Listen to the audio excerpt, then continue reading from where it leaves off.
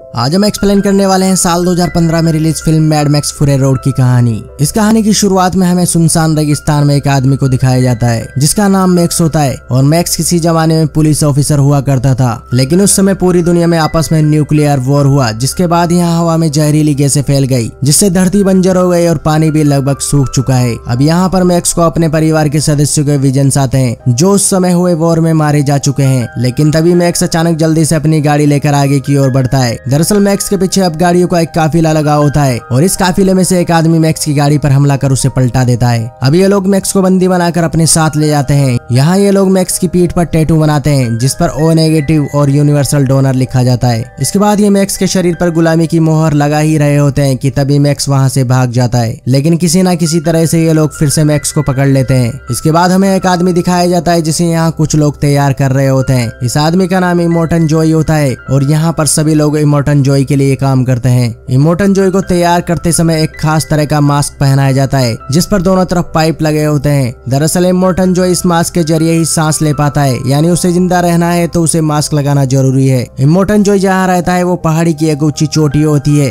और जब वो पूरी तरह से तैयार हो जाता है तो पहाड़ी की ऊंची चोटी पर आकर नीचे खड़े लोगों से बोलता है कि मैं तुम्हारा मुक्तिदाता हूँ, मेरी बदौलत ही तुम ऊपर उठोगे। और इसके बाद कुछ सेकंड्स के लिए वो ऊपर से पानी छोड़ता है। यह देखकर सभी लोग पानी के लिए टूट पड़ते हैं। दरअसल यहाँ पानी की कमी होती है और कई दिनों से भूखे प्यासे और कमजोरी की वजह से ये लोग धीरे धीरे मर रहे होते हैं, इसलिए पानी के लिए वे आपस में लड़ने झगड़ने लगते हैं। यहाँ इमोर्टन जो अपने जंगबाजों को डीजलगढ़ से पेट्रोल गैस और बुलेट बाग से बुलेट्स लाने के लिए भी आदेश देता है, जिसके बाद उसके जंगबाज जंगी टैंकर लेकर वहाँ से निकल पड़ते हैं। यहाँ उसकी सेना में एक लड़की भी होती है जिसका नाम फ्यूरियोसा होता है और फ्यूरियोसा उस टैंकर को चला रही होती है। लेकिन थोड़ी दूर जाने के बाद फ्यूरियोसा टैंकर को पूरब की ओर मोड़ देती है। यह देखकर उनमें से एक जंगबाज फ्यूरियोसा से पूछता भी है कि उन्हें तो सीधा जाना था, लेकिन फ्यूरियोसा उससे कहती है कि वो पूर्व की ओर जा रहे हैं। अब क्योंकि फ्यूरियोसा उन सभी की लीडर होती है इसलिए उसकी बात को कोई टाल नहीं सकता था। अब सभी गाड़ियां पूर्व की ओर चलने लगती है, लेकिन यह सारा का सारा नजारा इमोर्टन जो ऊपर से देख लेता है, जिसके बाद उसे शक होता है। तब वो भागता हुआ एक खुफिया चैम्बर की ओर जाता है जहाँ उसने 5 लड़कियों को बंदी बना कर रखा था जो उसके लिए बच्चा पैदा करेंगी और उसका वंश आगे बढ़ाने में मदद करेंगी। लेकिन यहाँ से उन 5 लड़कियों को गायब देखकर इमोर्टन जॉय समझ जाता है कि फ्यूरियोसा उन्हें भी अपने साथ ले गई है। तब इमोर्टन जॉय अपनी सेना को उनका पीछा करने के लिए कहता है और यह सुनकर उसकी सेना के जंगबाज खुशी से झूम उठते हैं। यहाँ पर उसकी सेना के सभी लोग न्यूक्लियर वॉर के बाद एक खास तरह की बीमारी से ग्रसित होते हैं, इसलिए उन्हें खून की जरूरत होती है। यहाँ पर एक जंगबाज को और दिखाया जाता है जो बहुत कमजोर होता है, लेकिन किसी भी तरह से वो फ्यूरियोसा को पकड़ना चाहता है, इसलिए वो मैक्स को अपनी गाड़ी के आगे बांध देता है और मैक्स के शरीर में एक नलकी लगाकर अपने हाथ पर जोड़ लेता है ताकि मैक्स का खून मिलने से उसे एनर्जी मिलती रहे। यहाँ पर शहीद होना एक फक्र की बात होती है और इसलिए इमोर्टन जॉय के लिए कोई भी शहीद होने के लिए तैयार है।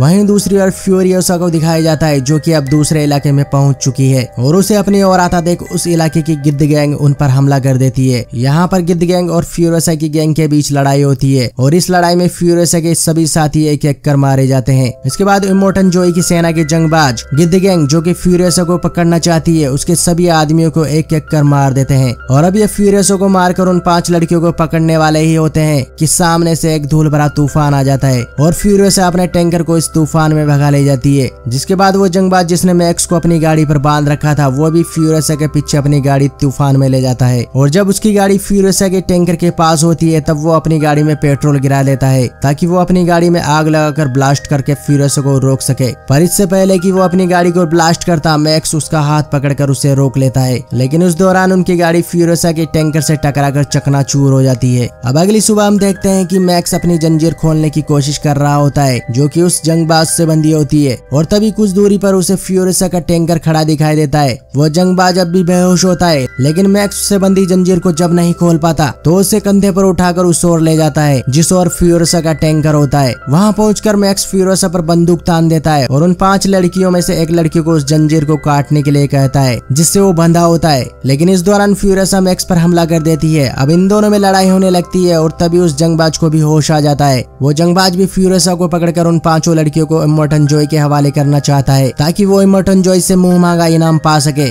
इसलिए मैक्स और जंगबाज दोनों साथ मिलकर फ्यूरियोसा को काबू में कर लेते हैं। अब मैक्स उस जंगबाज को जंजीर काटने के लिए कहता है और जब वो जंगबाज मैक्स की जंजीर काट देता है तब मैक्स उसे पंच मारता है और फ्यूरियोसा का ट्रक लेकर वहाँ से चला जाता है। इसके बाद फ्यूरियोसा उन 5 लड़कियों से कहती है कि अगर तुम यहाँ यहाँ से जिंदा बचकर निकलना चाहती हो तो मैं जैसा कहती हूँ वैसा करो और यहाँ से जो भी उठा सकती हो उठाओ और भागो। वहीं कुछ दूरी पर जाकर मैक्स का ट्रक भी रुक जाता है और वहाँ पर फ्यूरियसा और वो 5 लड़कियां भी पहुंच जाती है। तब फ्यूरियसा मैक्स को बताती है कि उसने इस ट्रक में एक खास तरह का सीक्वेंस सेट किया हुआ है और उसके बिना ये ट्रक नहीं चल सकता। तब मैक्स उसे ट्रक में आने के लिए कहता है, लेकिन फ्यूरियसा कहती है कि वो उन 5 लड़कियों के बिना नहीं जाएगी, जिसके बाद मैक्स उनकी बात मान लेता है। अब फ्यूरियसा इस ट्रक को स्टार्ट करके आगे बढ़ना शुरू करती है कि तभी वो जंगबाज भी पीछे से भागता हुआ टैंकर पर चढ़ जाता है और टैंकर से होता हुआ ट्रक में पहुंच जाता है और पीछे से आकर जंजीर से फ्यूरियसा का गला दबा देता है। लेकिन यहाँ पर फ्यूरियसा और वो 5 लड़कियां मिलकर उसे ट्रक से नीचे फेंक देती है। अब फ्यूरियसा ट्रक लेकर ऐसे इलाके में पहुंच जाती है जहाँ पर ऊंची चट्टानों पर कई सारे एक्सपर्ट बाइकर्स होते हैं।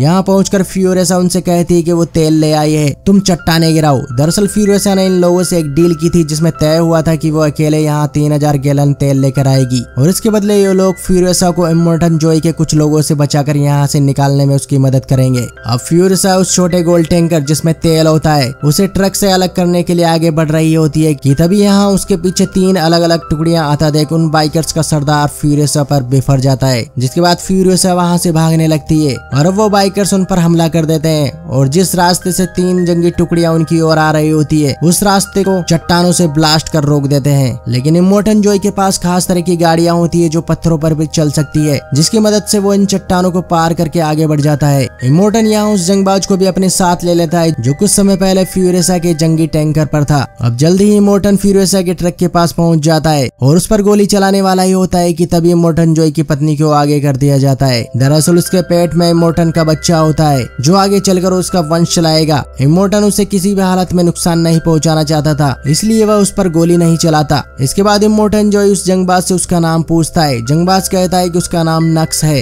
तभी इमोर्टन जॉय उसे पिस्टल देते हुए कहता है कि फ्यूरियसा के सिर में गोली मारकर उसे खत्म कर देना। इसके बाद नक्स को फ्यूरियसा के टैंकर पर पहुंचा दिया जाता है, लेकिन नक्स के हाथ पर अब भी वो जंजीर बंधी होती है जिससे पहले मैक्स बंधा हुआ था। और जब नक्स टैंकर पर भागने लगता है तो उससे बंधी जंजीर टैंकर पर बनी जालियों में फंस जाती है, जिसकी वजह से नक्स गिरकर टैंकर पर लटक जाता है। यह देखकर इमोर्टन जॉय अपनी गाड़ी भगाता हुआ जंगी टैंकर के आगे ले जाता है। तभी इमोर्टन जॉय का बेटा उस ट्रक के स्टीयरिंग पर एक जंजीर फायर करता है जिससे ट्रक का स्टीयरिंग निकल जाता है और मैक्स का हाथ उस स्टीयरिंग में फंस जाता है। तभी इमोर्टन की पत्नी जो गर्भवती होती है उस जंजीर को काट देती है, लेकिन इस दौरान सामने की ओर एक बड़ा पत्थर आ जाता है। तब मैक्स और फ्यूरियसा इस ट्रक को कंट्रोल करने की कोशिश करते हैं, लेकिन फिर भी वो पत्थर ट्रक के दरवाजे से टकरा जाता है और अब इमोर्टन की पत्नी उछलकर ट्रक के पीछे लटक जाती है। वो ट्रक का दरवाजा खोलकर ट्रक में जा ही रही होती है कि तभी उसका पैर फिसल जाता है और ट्रक का दरवाजा भी टूट जाता है, जिसके बाद वो जमीन पर गिर जाती है। वहीं पीछे आ रहा इमोर्टन जॉय उसे बचाने के लिए अपनी गाड़ी लेफ्ट साइड घुमा देता है, जिससे उसकी गाड़ी चट्टान पर चढ़कर पलट जाती है। अब इमोर्टन जॉय अपनी पत्नी को उठाकर लाता है जो पूरी तरह से घायल हो चुकी होती है और उसे देखकर वो भी पूरी तरह से करा उठता है। वहीं मैक्स और फ्यूरियसा लगातार आगे बढ़ रहे होते हैं। इनकी गाड़ी में नक्स भी छुपा होता है, पर गाड़ी में जो 4 लड़कियां होती हैं उनमें से एक लड़की उसे देख लेती है। तब नक्स उसे बताता है कि उसे एक मौका मिला था उन्हें पकड़ने का। उन्हें पकड़कर वो इमोर्टन जॉय के हवाले कर सकता था, लेकिन उसने ये मौका भी गवा दिया। तब वो लड़की उसे समझाती है और प्यार से उसके होठों पर हाथ फेरती है, जिसके बाद नक्स पूरी तरह से शांत हो जाता है। वहीं दिन भर गाड़ी चलते चलते रात हो जाती है। मैक्स और फ्यूरियसा देखते हैं कि अब भी गाड़ी को काफिला उनका पीछा कर रहा होता है,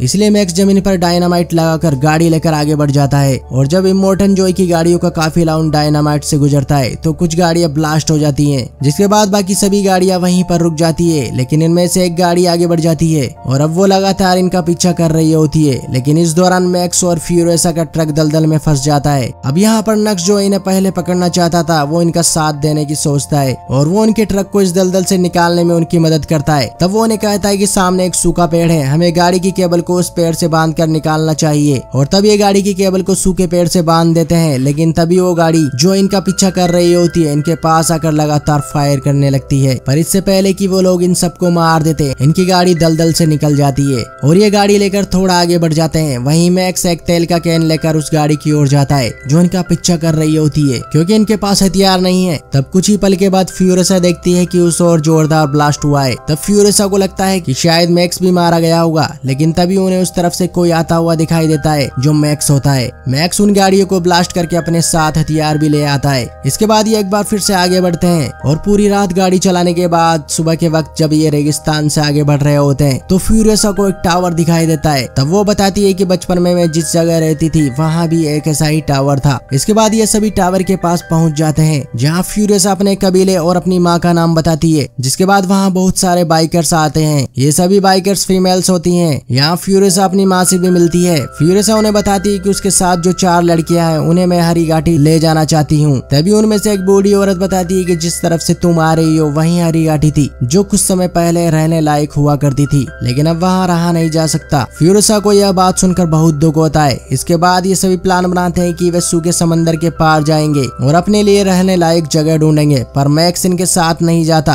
वो अपनी राह खुद चुनना चाहता है, इसीलिए वो वहीं पर रुक जाता है। और जब वो बाइकर्स वहाँ से चले जाते हैं तब मैक्स को एक छोटी लड़की के विजन्स आते हैं, जो उससे कहती है कि तुमने हमें बचाने का वादा किया था, और वो उसे उस ओर बुलाती है जिस ओर फ्यूरियसा और सभी बाइकर्स गए हैं। इस विजन के बाद मैक्स फ्यूरियसा के पास पहुंच जाता है और उसे इमोर्टन जोई के किले का नक्शा दिखाते हुए कहता है कि यह है तुम्हारा घर, जिस तरफ तुम जा रहे हो वहाँ नमक के सिवा कुछ भी नहीं है। उस तरफ जाने पर 160 दिनों का सफर भी बेकार होगा, लेकिन अगर इमोर्टन जोई के किले पर पहुंच जाते हैं तो वहाँ पर रहने लायक सब कुछ है। तब मैक्स की बात से सभी सहमत हो जाते हैं और अब वो उसी जंगी टैंकर से जिससे यहाँ तक पहुँचे थे उसे लेकर इमोर्टन के किले की ओर बढ़ना शुरू कर देते हैं। वहीं इमोर्टन जोई और उसके आदमी उनकी गाड़ी को देख लेते हैं। इमोर्टन समझ जाता है कि सभी किले की ओर जा रहे हैं, क्योंकि इस समय किले पर सैनिक नहीं है और वे किले पर कब्जा करना चाहते हैं। इसके बाद इमोर्टन जोई अपने आदमियों के साथ उनका पीछा करने लगता है। इमोर्टन जोई उसके आदमी फ्यूरियसा की गाड़ी के पास पहुंचकर उन पर हमला कर देते हैं। तब जवाब में फ्यूरियसा की फीमेल बाइकर्स भी इमोर्टन और उसके आदमियों पर हमला कर देती है, पर एक एक कर वो सभी फीमेल्स बाइकर्स मारी जाती हैं। इसके बाद इमोर्टन जोई का एक आदमी उन 4 लड़कियों में से एक लड़की को उठाकर इमोर्टन जोई की गाड़ी में ले जाता है और इसी समय मैक्स को बचाते हुए फ्यूरियसा भी घायल हो जाती है, लेकिन किसी भी तरह वो इमोर्टन की गाड़ी तक पहुंच जाती है और जंजीर से बंधे भाले को इमोर्टन के मास्क के अंदर डाल देती है। तभी भाले से लगी जंजीर गाड़ी के पहियों में आकर खींची चली जाती है, जिससे इमोर्टन का मास्क हट जाता है और वहीं पर इमोर्टन जोई की मृत्यु हो जाती है। पर अब भी इमोर्टन जोई का बेटा और उसकी सेना उनका पीछा कर रहे होते हैं, पर अब जंगी टैंकर नक्स चला रहा होता है। इस टैंकर में तेल भी होता है और इसीलिए नक्स इस टैंकर को पहाड़ी किनारे पत्थरों पर चढ़ाकर पलटा देता है, जिससे बहुत बड़ा ब्लास्ट होता है और वह सभी मारे जाते हैं। वहीं फ्यूरियसा का बहुत ज्यादा खून बहने से वो कमजोर हो चुकी होती है। तब मैक्स अपनी बॉडी से उसकी बॉडी में खून सप्लाई करता है और उसे बचा लेता है।